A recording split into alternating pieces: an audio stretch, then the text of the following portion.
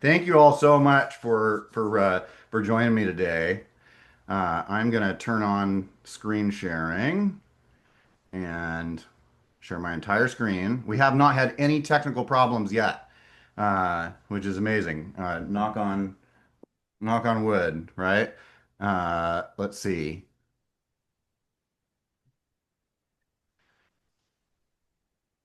All right. So, welcome to my call about my AI toolkit for 2026. If you were thinking you were attending something else, I hope you'll stay and check this stuff out. Thanks again so much for everybody for joining. Who is ready for a story time? There once was a small child named Mark. No, I'm kidding. I'm not going to go that far back. Uh, but there are some people who registered for the call who'd known me almost this long. I don't know if Matt Carmody, my old uh, T-ball teammate, is on the line. But I'm going to jump 30 years ahead from that as a story to get us started, and that is 30 years later with when the company that my partner Michelina and I co-founded called Little Bird got acquired by Sprinklr. It was a bit of a crash landing. It was a oh what a time.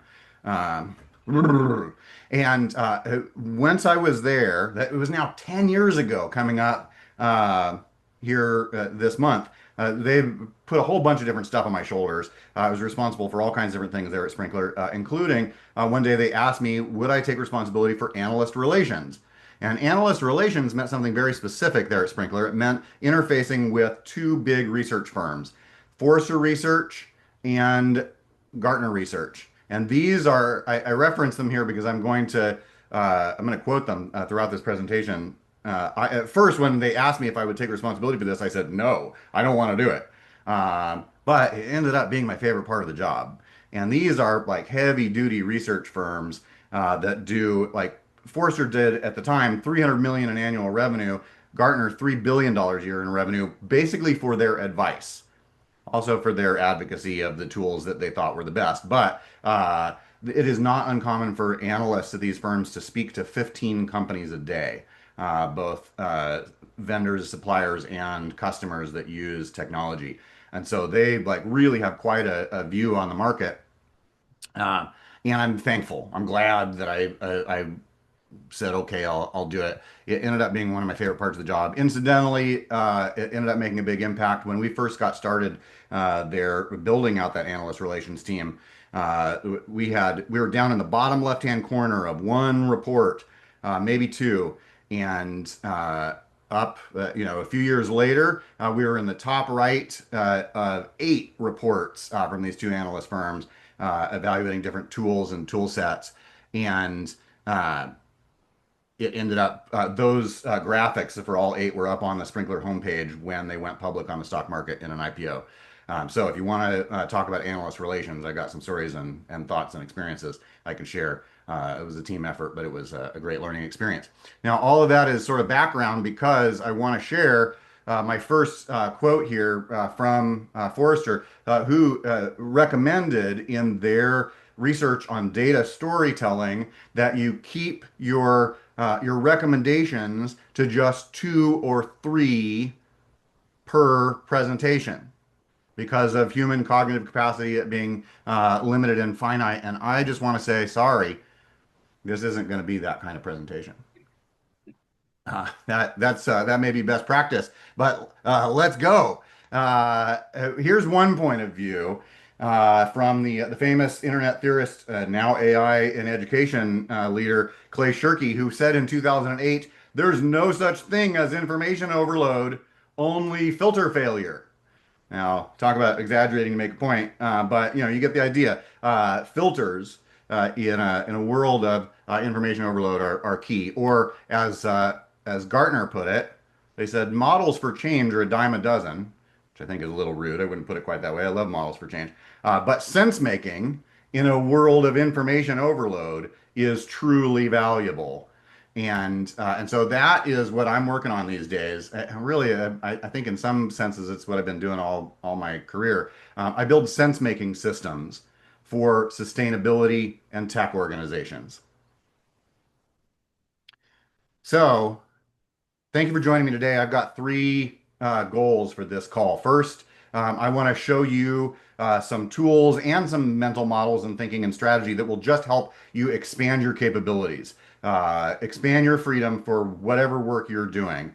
I love that. Now, second, some of you I know are working on specifically in your work on climate mitigation and adaptation and the need is large. I come back in particular to that second chart there on the right that I heard about from Catherine Hayhoe, one of the most connected people in the world on in climate, who pointed out that inflation-adjusted billion-dollar natural disasters in the United States per year grew from in 1982 to in 2023, there were 28.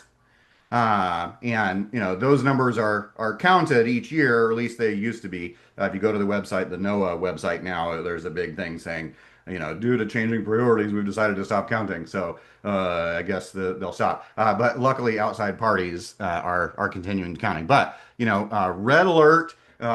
Please, if you've got some capacity, and those of you who are already working on this, I hope that will be of assistance to you. And the third goal that I have for this call today is to invite you to talk to me about 2026, to get on my dance card. Especially if you are in an organization that has problems and budget to solve them, let's have a chat about what we might be able to do in 2026. So. If you say, but Marshall, I want to do something about climate, but I don't know what to do, whether you are an individual or an organization, I want to refer you over to the good folks at RegenIntel.earth. They are the world's leading experts in systems level transformation towards regenerative economy. And I'm really, really excited to be working with them.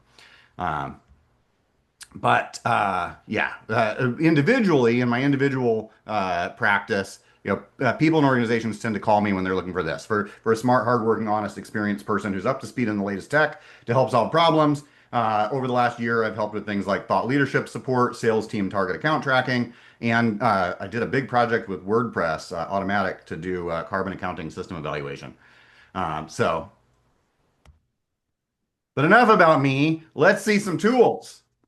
All right, so what you're going to see today are three tools, and they're going to look a little like this. I'm going to give you a little bit of a preview of one of them, and then we're going to go big on the main event, and then at the end, I'm going to show you just a little bit about a third one that's kind of coming up soon. It's a wait list one, but the other two are available now. So there's what you can expect. The first one I want to show you is sort of what I've been building forever, but my primary offering in 2025, and that I love building for people, that is now easier and more powerful than ever thanks to AI, is a system I just decided to call it Hawkeye. It is a tool for watching your market like a hawk. You can see this is my personal version where I'm monitoring my supply chain and partners and sustainability startups, et cetera, et cetera. And I've got all of their blog posts and their announcements and their newsletters and their YouTube videos coming into the main column there. And then you'll see there are buttons, three buttons that I have defined. You can define yourself too. I'm looking for flows of investment and innovation. I'm looking for network, metacognitive self-awareness examples, and I'm looking for RFPs that I can respond to. So I just give that a click, and the system winnows down, and you'll find that I think that's one of the things that AI is best for, is for understanding things and for bringing the context and applying the filter so that you can see just what you're looking for. I built a system like this for a German company called Parloa this year. Unicorn scale company, grew 4x year over year in revenue. And they, yeah, that was a real fun engagement. Um, I see there are our posts in chat. I will check those out when I pause to take a breath. So feel free to drop them in there. The full screen slideshow chat it's tough, but I'll do my best. So here's a little model. What is this Hawkeye system? Well, it's a system that tracks your market and political ecosystem. It is valuable because it filters out opportunities and risks based on your priorities and when to use it. A customer recently said to me, every company should watch its target accounts like a hawk. That was a sales use case in particular. But I really liked that. I liked it so much I named the thing after it because I've been struggling to figure out what a good name for it is. And that is basically this is the heavy lift of one or one of. It's a 30-day project to map out your whole ecosystem and set it all up. And so, if you are interested in exploring one of those, get on my Calendly, and we can talk about what's possible. All right, so AI for mapping your market and political ecosystem, and then filtering for opportunities is tool number one. Oh, I will say, and it's always evolving. All these different things are. I just last week built the newest feature of this capability that I'm calling Startup Discovery, and it's actually my favorite thing. I just want to run this system all day because whenever a new startup gets discovered in the monitoring, it gets called out, and I get to go and look at it. If some people who are married to me raise the concern that I'm engaging in feature creep, but it's my favorite feature. And the point is, these things continue to evolve, and thanks to Claude Code in particular, I am building this stuff myself. I have not hired an engineer to build it. I am pretty darn stoked. I've been doing stuff like this by hand or with help over the years. Social Policy Research Associates was a little organization I built a system like this for a few years ago, and they said it was a stretch to engage outside help, but it ended up being one of the best decisions they ever made. So, all right, that's Hawkeye. It is an example, you may have seen, but in case you haven't, of information synthesis is my bread and butter, my jam. But I also really like to roll up my sleeves and get in and help directly to solve specific problems for your organization. All right, so you may have noticed the way that I described Hawkeye there. I want to offer you this for yourself when you're making an offer to someone else, whatever it may be, introducing something. Years ago, when I was working at Sprinklr, the sales leader, Luca Lazzarone, who's now on the board of director at Miro, if you're familiar with the collaboration tool, I brought him something I had made, and he said, "Whoa, whoa, whoa, Marshall." Except he said it in an Italian accent that I won't impersonate here. He said, when you bring me something new, I want to know four things. What is it? Why is it valuable? What's its business impact? When should I use it? And how do I access it?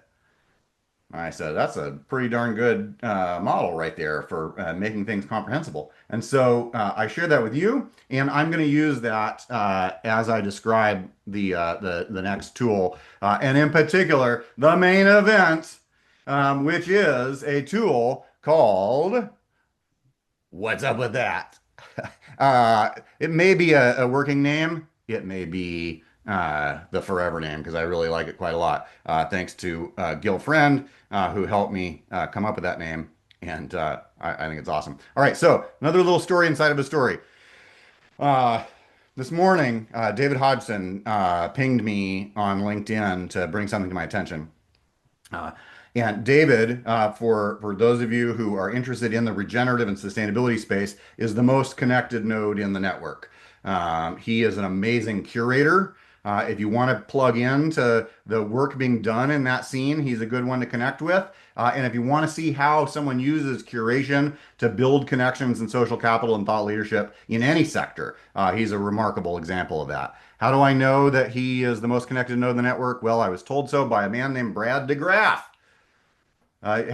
He did graph analysis in sustainability and said that the most connected node in the network is David. Gil here is, I believe, number two. And how do you know his graphs are good? Well, it's in the name. He's not a baker or a candlestick maker. I thought that was just hilarious.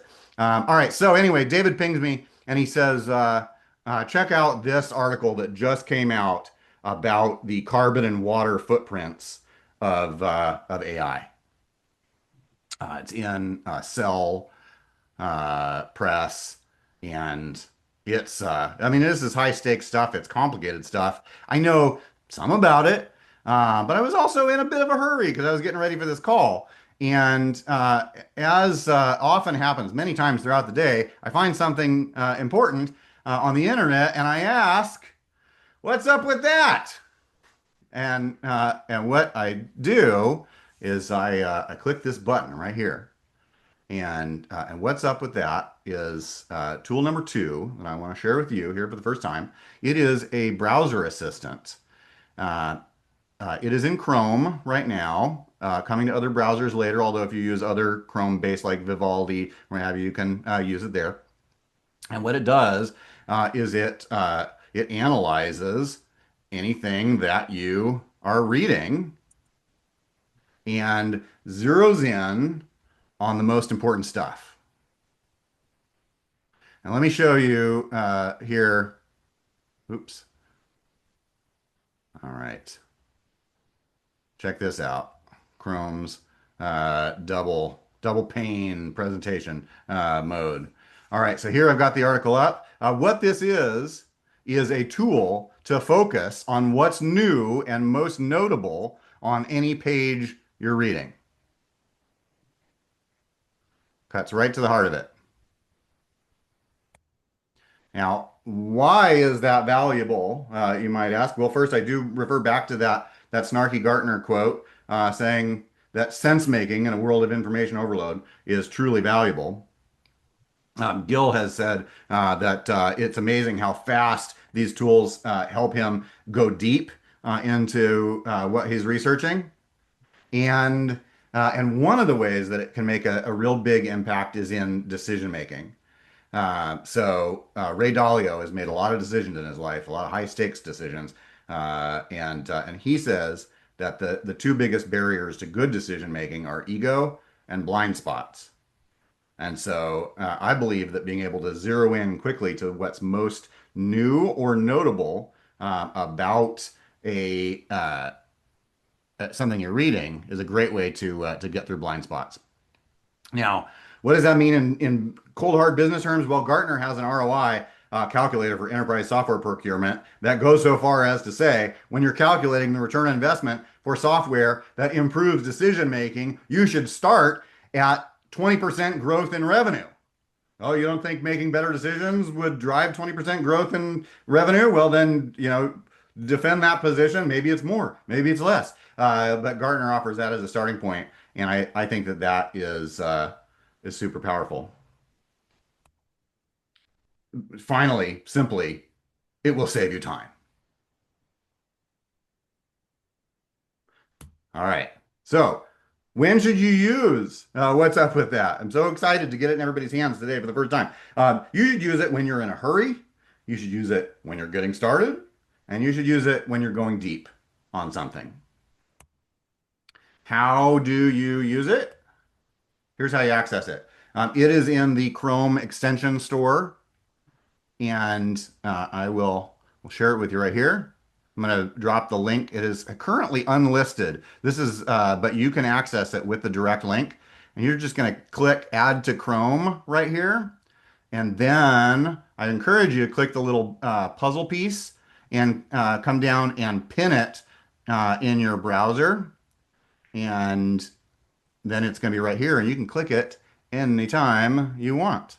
Uh, let's, I'm going to I'm going to be so bold as to, oh, good. Look at that. There's nice words in chat when I open it up. There in chat is a link to that. And Chad Frischman says he's one of the first two users, and it's great. Oh, that's so nice. Oh, good. People are approving of the name. Love it. Oh, Laura Fitton. Now, thanks everybody so much. Okay, so here's this is the first app I've ever released to the Google Chrome uh, store. And so something will probably break, and then I'll fix it. But you can click it on any page. I trained it to work on PDFs. It can work on email. I don't ever see your email, but if you want to click while you're on an email thread, it will send it over to Claude and to OpenAI if you ask specific questions, et cetera, et cetera. You'll be asked to create a 3-day free trial, and then after that 3-day free trial, the initial price, I'm going to sell subscriptions for $8 a month. Now, we'll see how that all works out, but I think you're going to be amazed at just how much productivity and thrills will come for that $8 a month. Um, yeah. So, but check it out for free for 3 days, and just click to your heart's content to zoom in and see what is new and notable. But there is so much more that this tool can do. So I want to give you a tour of some of the buttons in this plugin. I hope that you'll find them like literally compelling, but also just intellectually inspiring, whether you end up using what's up with that or not.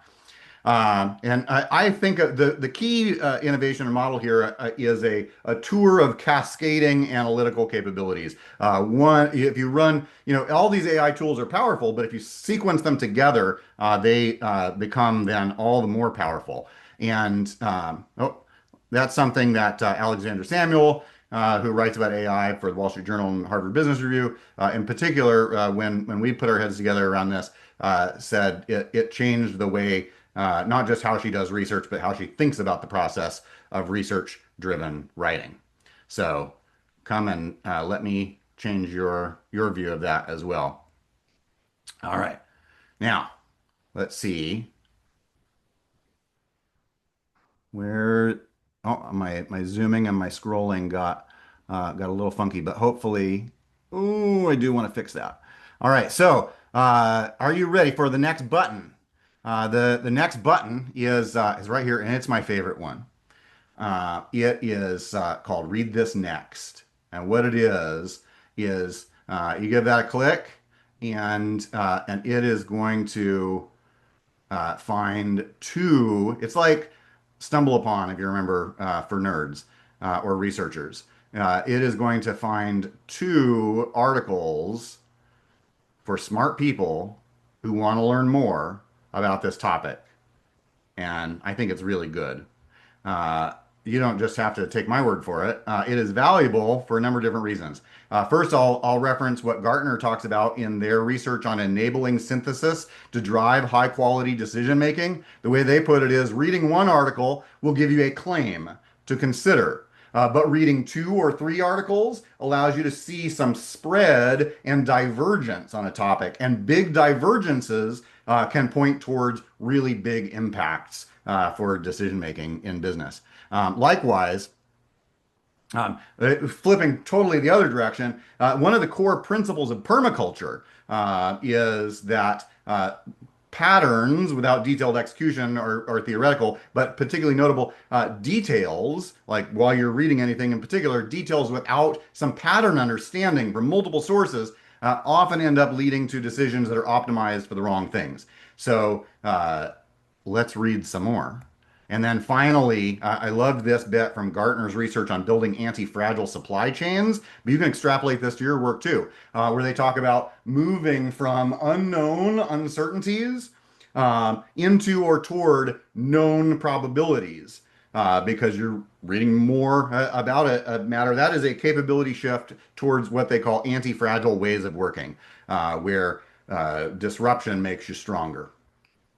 So, all right, when should you use the read this next button? Only when it's important, or when you're curious, or when you're ready for next level nuance, because that's a big part of the search query logic. Is especially that second. Here's a secret: that especially recommendation number 2 is for critical and nuanced perspectives. All right.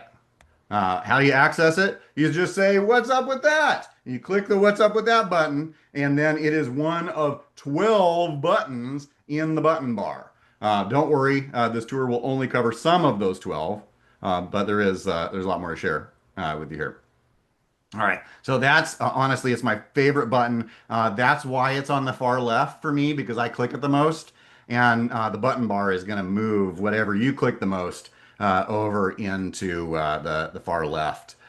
And but you can see, woo, there's all these buttons right here. Okay. All right. So let's talk about the next one. The next button I want to tell you about here is called Make Playbook. And the tooltip there says generate actionable steps that you could take based on insights from this page. And what it is a tool to learn strategic moves that you can use from whatever you're reading to abstract reusable plays that can be applied elsewhere. Now, why is that valuable? Well, I really liked the way Azim Azar put it from Exponential View when he identified the three key skills for the AI era: abstraction, which is what this is, abstracting a strategy from a specific case that can be generalized, clarity in communication with humans and with machines, and evaluation, like of machine output. Uh, Now, that's one way to look at why making a playbook is valuable. This is also an instance of cross-domain idea arbitrage, which makes for a heck of a secret weapon. Some of you joined me today after I posted the story on LinkedIn about how when the baseball players as a kid were mean to me, I left and joined the debate team. And I was an okay baseball player, but I was a very good debater. And my secret weapon was reading new research in sociology and psychology, et cetera, in one field, and then extrapolating, abstracting, and applying the lessons learned there into fields of philosophy and policy debate.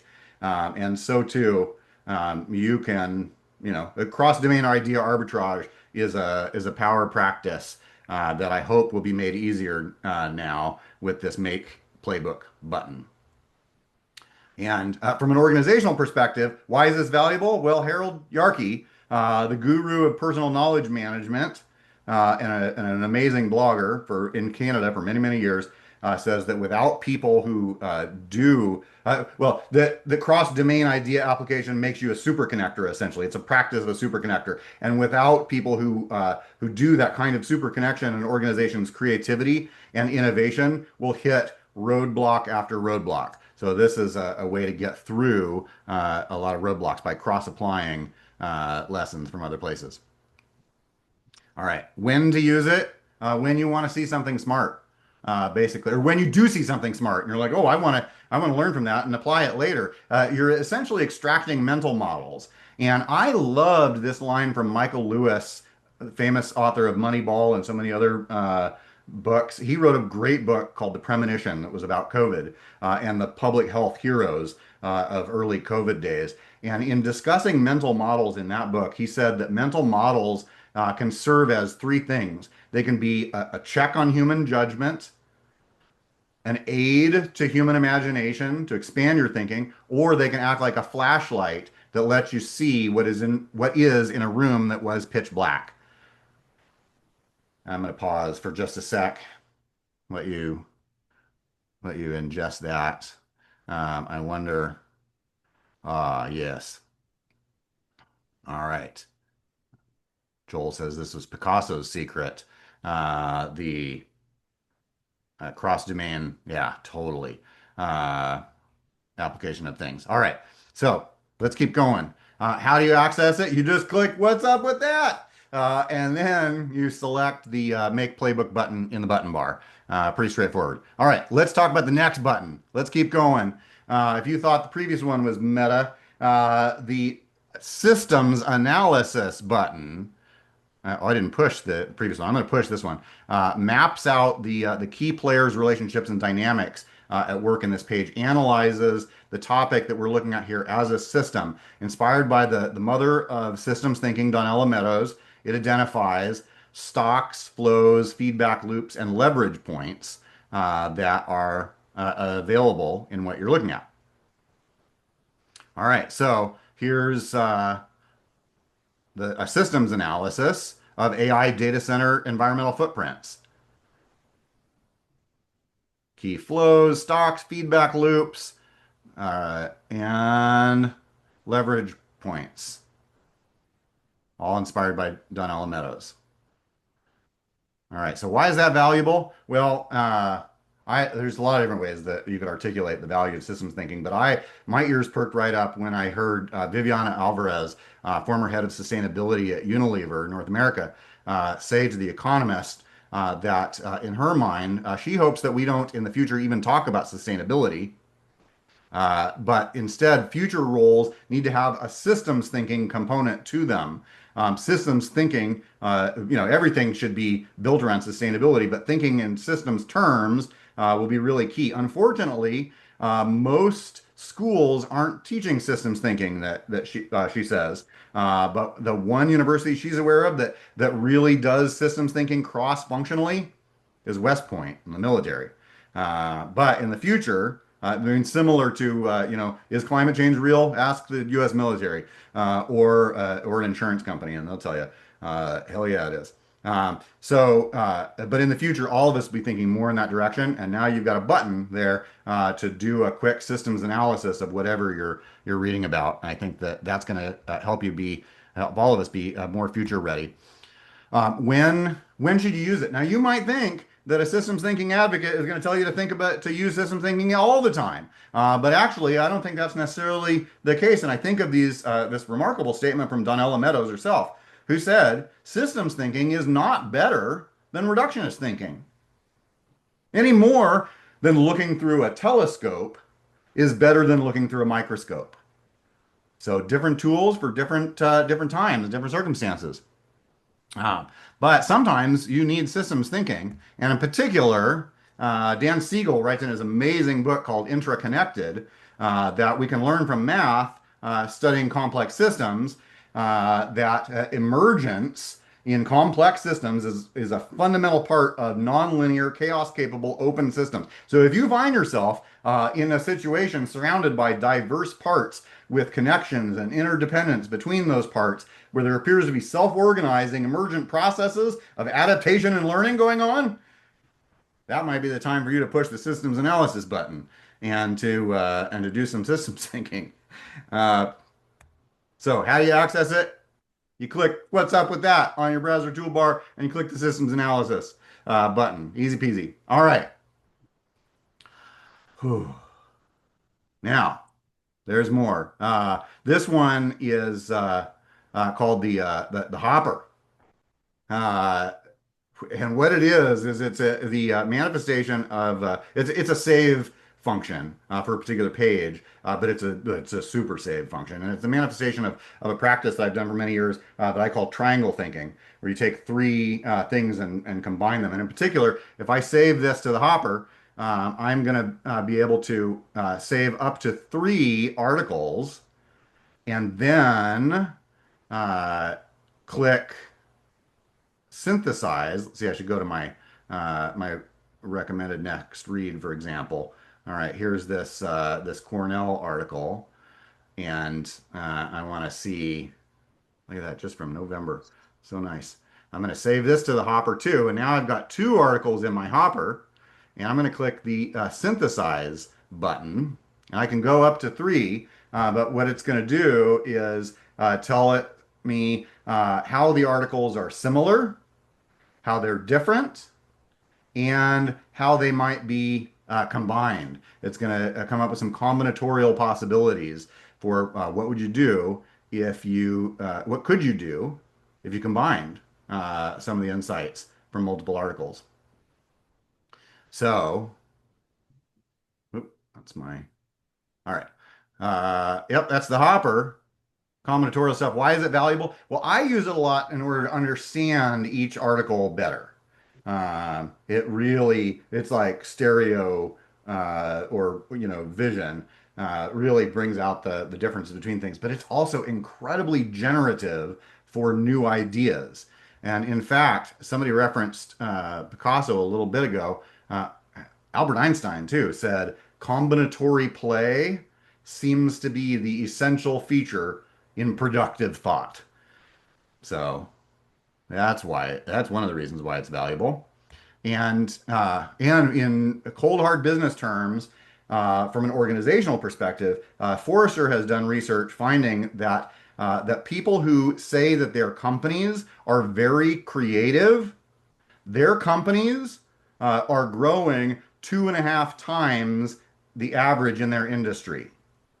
Whereas people who say that their company was not at all creative, if you go back then and look and see, well, how's your company's growth going?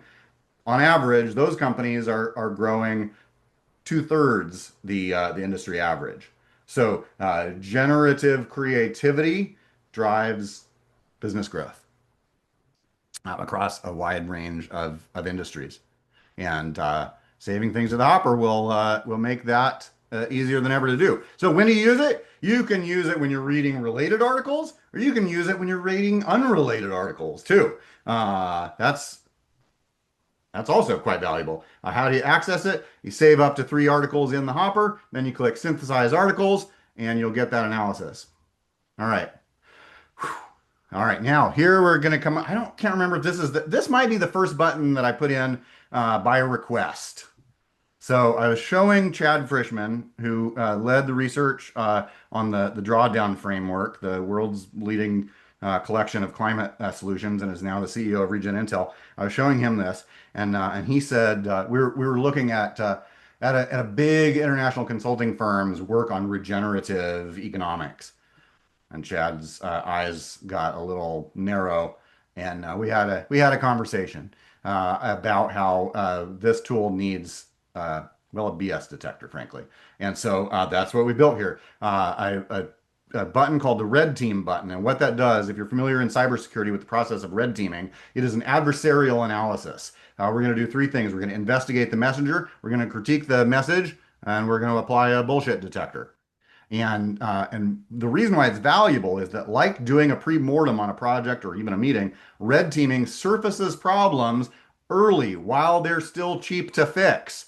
Like if there's a problem with something, like let's figure out what it is before we invest too much and get started. So when should you use a button like this to red team something? Well, from the world of cybersecurity analysis.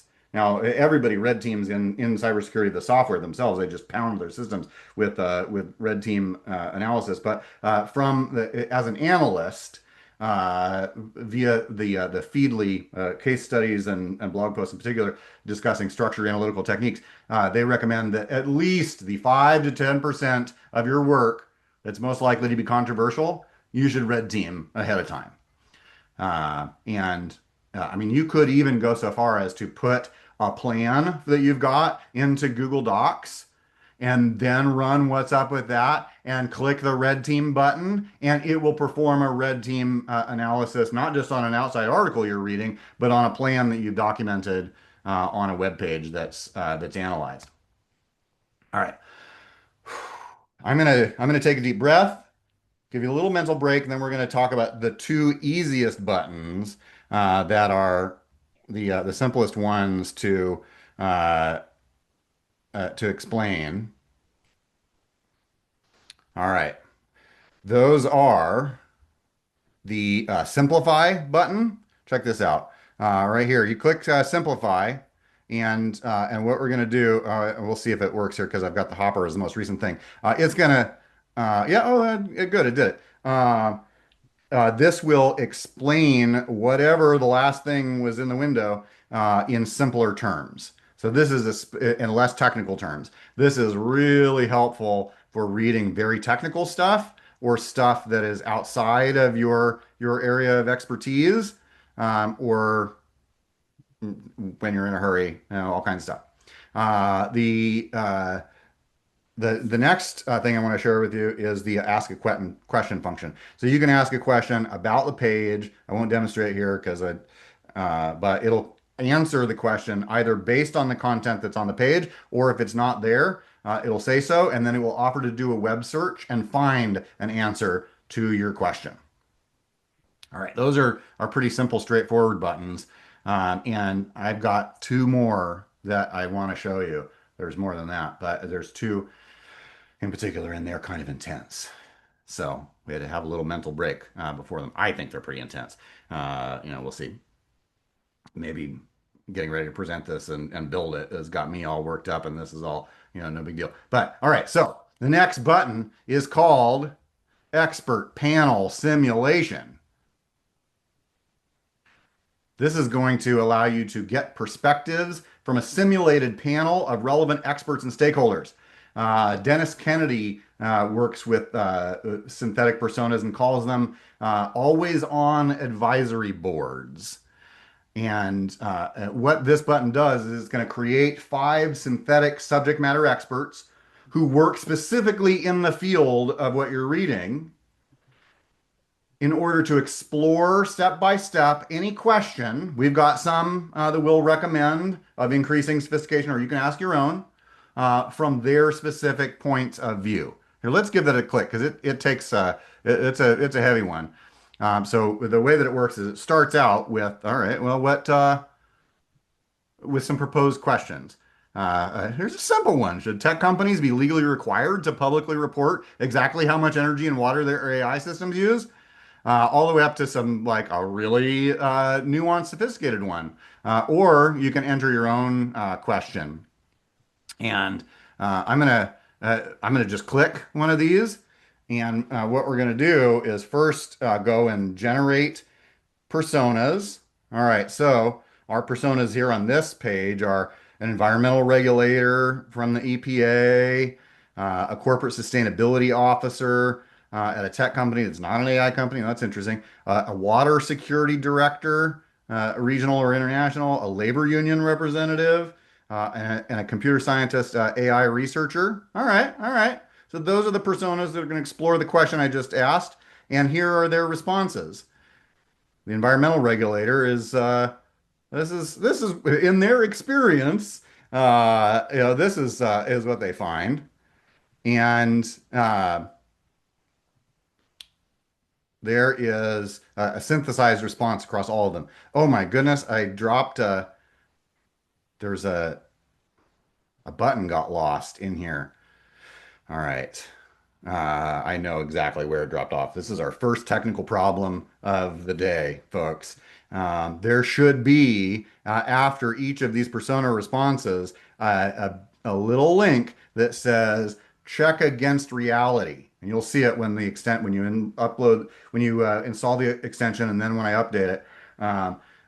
Check against reality goes out and does a live search to see are there actual real people like this who say things like this about questions like this? If so, like show them to me, and then assesses to say, oh yes, this synthetic persona is actually very well grounded in reality, or it's a bit of a stretch. People don't really say that, but et cetera, et cetera. Usually they're pretty darn good, but it'll find you real examples. And unfortunately, that button got it just fell off at one point. It'll be back. All right, so when should you use a tool like this, an expert panel simulation? I think that in order to understand the problem space is a good time to use it. Why is it valuable? Well, similar to the interview-rich process people refer to as design thinking. Forgive me, designers in the room, for if this is sacrilege. But Forrester says that interview-rich design thinking projects have a median per project ROI of 229%. But they're talking about going out and interviewing, tens, or one CEO they interviewed recommended 100 customer interviews before making any major business decision. But imagine getting a significant, a meaningful amount of that type of insight in minutes for almost no cost. I consistently find in these expert panel simulations, like little details and points of view that, oh, I think, oh, I hadn't thought about that. Yes, that's a good point. It doesn't bat 1,000, but it's pretty darn helpful, and it's quite easy to use now. You just click the button. Oh, good. Will Reese gives a heart. So, Will, I was literally you. I was worried that you were going to give me a hard time. Uh, Yes, but synthetic personas. All right. So, how do you access it? Well, in this case, there's multiple steps. You click, what's up with that in your browser? Then you click the expert panel simulation. Then you pick a question or ask your own. You see the experts. You read their answers, either individually or summarized. And then, once everything is working as I expect it to, you check against reality if you feel so inclined. All right. Last button. Let's proceed. Um, and this, we're in the normal distribution curve. So this is tool number two. Tool number three is much smaller here. But the last button that I want to show you is oh, it's so much fun. It is the find needles button. Like find needles in a haystack. And if Dennis Kennedy is on this call, this was something that was inspired in part by some conversations that he and I had. And this is a tool to find out what's most interesting about this whole organization that you are researching, and not just the individual article that you're reading. What it does is it spiders the website that you're on and finds any examples of up to 20 different types of needles in the haystack. Now, I should have brought up a good example of that. I didn't. Let's find an example of we could do it on. Oh, let's do it on. There we go. Penis. All right. Uh, all right. We're gonna look at the current issue. Let's say I land here and I expand. I click find needles. This is kind of a weird example. Forgive me. Oftentimes, I'm going to go ahead and run it. And oftentimes, when I discover a new startup, or when well, here's when to use it. I've got a slide for that. Oh, this is why is it valuable? It's going to help you connect. It's going to find points of potential intersection and learning. Some of the most interesting things being done by this organization. And honestly, it's going to help you stand out. You would be shocked. I'm shocked to learn how common it is for people to do no research about an organization before speaking to them. It is shockingly common. Like Jason Lemkin, amazing tech VC blogger and podcaster, SaaStr conference organizer, says that he regularly interviews C-level executive candidates to join like well-funded tech companies who have apparently like never read up on the company that they're interviewing to join. Hard to believe, but the moral of the story is if you can, you got a button now that here we're analyzing 38 pages for needles in this website. This is a publication, it's a weird example, but you'll see needle in a haystack can be understood in a lot of different ways. So this is going to surface things like the first instance of a concept being mentioned, or a topic. Here's a novel methods, meta reflection, actionable things. Oh, this is interesting. In PNAS, there's on this page on the submitting your manuscript page. There is a requirement that if you're going to submit a brief report, they have to be open access with supporting information. Now that's an interesting detail about this organization. And then here's some contrarian views, et cetera, et cetera. A bunch of different needles in the haystack. I'm going to understand this organization way faster than ever by clicking that. So when to use it is when you're researching an organization, if you're doing sales and seeking to sell to an organization, and if you're exploring partnerships with an organization. This is just a great way to quickly uh, see what stands out about someone and their work. And everybody likes to be appreciated and to see what's unique and it's their best and most interesting work. And now we've got a button that'll just bring that right to the surface. And I find that when you find things like this about people and organization, it like touches their heart, and they say, "Oh, you noticed that? You read about that? You took the time, you found it, and you appreciated it. Thanks." So I want to make that a little easier to do for you. Yeah, I mean, you still should read it yourself, but now we'll help you find it. All right, how do you access it? You just click "What's up with that?" in your browser. Then you click Find Needles, and then you approve about 2 minutes of website crawling to happen. So that's our tour of button. Oh, there's like the common risks button. I'm not going to click that, but that's going to show you the two most common risks, so you can avoid them. There's the reason analysis button that's going to show you all the pages that you have saved in the last 14 days. Oh, there's a bunch. There's five more buttons in here. But you get the idea. You can go in, you can play with them yourself. And honestly, you can get value from this extension in 5 seconds. You just click, what's up with that? And we're gonna help you cut through the noise right to the signal to the most important stuff. So, how do you access it? Again, I will post the link right now in chat, although so nice. Other people were doing that too. You're so kind. There's in chat. When something breaks, let me know. But and I'll fix it. And the turnaround time of fixing things is interesting with the Chrome extension store.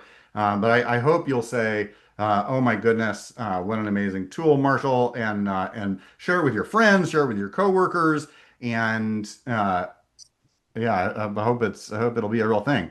So, all right, I'm gonna pause for a sec, um, and then real quickly. I think I'm going to do these calls more often than once a year, especially now with Claude Code and the ability to like build stuff quickly to go from idea to working code and application. Um, and I tell you what, I thought about launching this one here this month, um, but I'm going to do it instead next month.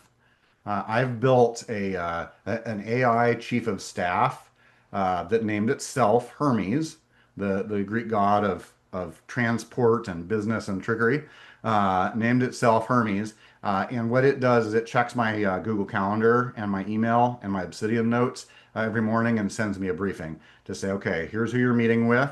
Here's what you've said about them and their industry in the past. Here's some things that you might want to keep in mind. And here's where they or their company or their sector have appeared in the news recently. And that's pretty nice to know. So, for example, I was meeting with my old friend Alex Williams, and Hermes told me about this article that he just wrote that was really remarkable. And of course, I opened it up and I clicked, "What's up with that?" And then I was able to have a much deeper conversation with him about it. And and then Hermes sent me an email asking for a debrief after the meeting, and I replied to it, and it enriched my notes and is getting smarter and smarter and smarter. So that will be available soon. Oh, there's no link here to get on the wait list. I will email everyone who registered for this and include a list for the wait list. But man, I'm loving this. Not quite ready for availability yet. Um, but to review, there are three offers here today. So the first one is Hawkeye. You can watch your market like a hawk. And if you're interested in exploring that or other consultative, big picture engagements and problem solving, you can get on my Calendly. I recently took my middle initial out of it. I don't know why I had it in there in the first place. Just Marshall Kirkpatrick is available on Calendly. So get on my calendar to have a chat and explore some possibilities there. And then the what's up with that is a Chrome extension. The link's in there. Other browsers coming up soon. And then Hermes, your AI chief of staff, is coming next month. You can get on the wait list. And ta-da! That's what I got for you, folks, today. So thank you so much for coming and joining me. If anybody wants to if you've got any questions or thoughts. Oh, thank you, Adam. Thank you, Liza. Thank you, Jay. If there's any questions, feel free to let me know. Oh, yes, Darby says call us an executive assistant staff, but we'll, yep. Yeah. So feedback, hit me with feedback uh, and and questions. It's We're just getting started on all this. All right, so Adam says, tell us again how to get what's up with that. You can't find it in the Chrome store. Yes, it is unlisted right now because it's a weird thing, Adam. There's a link. Should be. Tell me if you can't access that. Great. Alice Dare says he's already installed. Uh, what's up with that? I've got a new version already being reviewed right now. Uh, and Great. Yes, I will send out an email with everyone. Michael asks two great questions: back end and privacy of activity. So one of the things, one of the mental breakthroughs, Michael, for me was when I realized I could use the user's own. Oh, thank you, Justin. Yes, please. The confirmation email went to spam. Justin says, please check your spam and mark it as not spam in order to help me out. So that, oh, that'd be really helpful. Okay, so Michael, yeah, the back there is no back end really. It all lives in your browser as an extension.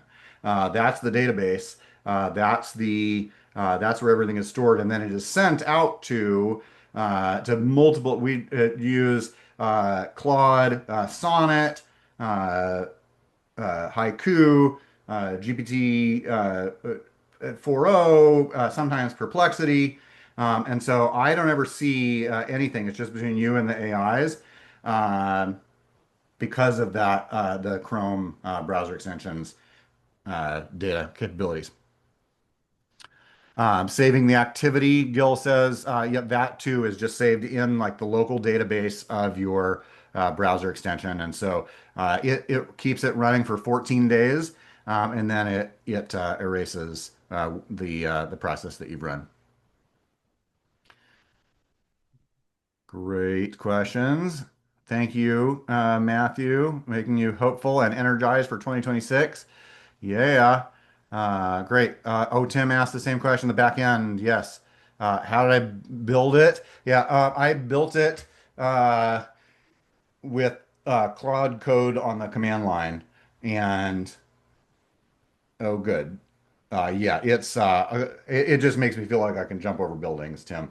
Uh, it's really, really awesome. So I took, 20 years of experience doing stuff like this and having ideas, ran them through, yeah, Claude Code, and uh, it's been a learning experience, but it's been pretty great. Okay, any other? Oh, good, good, good, good. Thank you so much.